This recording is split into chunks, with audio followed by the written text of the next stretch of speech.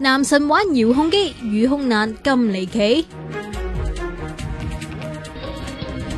喺我背後呢，就係位於粉嶺嘅馬屎埔村。究竟男神搞咩就係玩遙控飛機啊？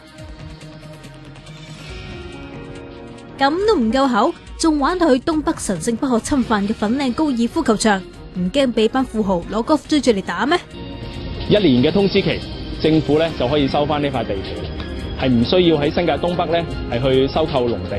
原來佢係率先佔領高爾夫球場上空，俾大家了解下呢個 area 有幾大啊！粉嶺高爾夫球場面積170公頃，大到好似一個荃灣咁。男神嘅機一啲都唔平㗎，外國訂翻嚟，有 GPS 定位，仲有埋相機，成3萬幾蚊㗎。